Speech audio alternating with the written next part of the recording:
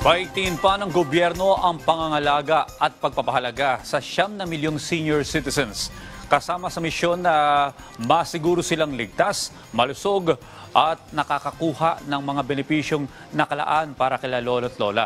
Mareport si Alan Francisco.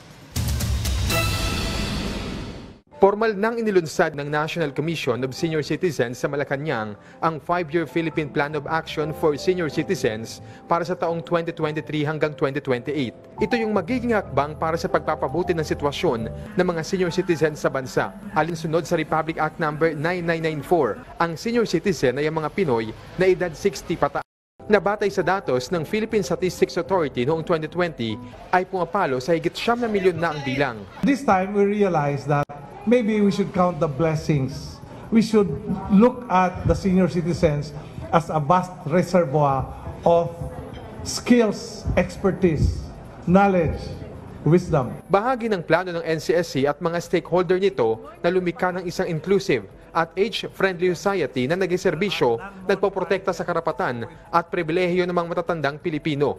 Kasama na rito ang kanilang kalusugan at well-being. There are non-monetary benefits na pwede nating i-optimize. And so when we found out that ang bawat senior citizen is entitled to a free medical examination, we spread the word all over.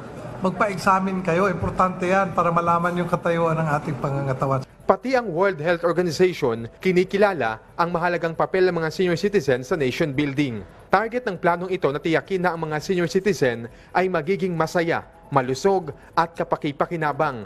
Gawing ligtas sa pang-aabuso, pang-aapi at kahirapan. I think the elders now, the elderly people, the older persons are senior citizens are very aware and they're awakened of the strength that they have as senior citizens. Isusulong din ng komisyon ang pag-amyenda sa RA 9994, partikular ang implementasyon ng discount at benefits sa mga lokal na pamahalaan at OSCA o Office of Senior Citizens Affairs. Nais din nilang gawing observing member ng National Disaster Risk Reduction and Management Council ang NCSC para matiyak ang kapakanan ng mga senior citizen tuwing may sakuna. Balak din nilang isulong ang Anti-Elder Abuse Bill sa national at local levels sa pamagitan ng pagkakaroon ng 24/7 help desk at hotline sa bawat barangay para agad na mai-report at maaksyonan sakaling may matukoy na pang-aabuso sa mga matatanda. Nais din ng NCSC na mabigyan ng abot kaya at ligtas na tirahan ang mga senior citizen sa kanilang komunidad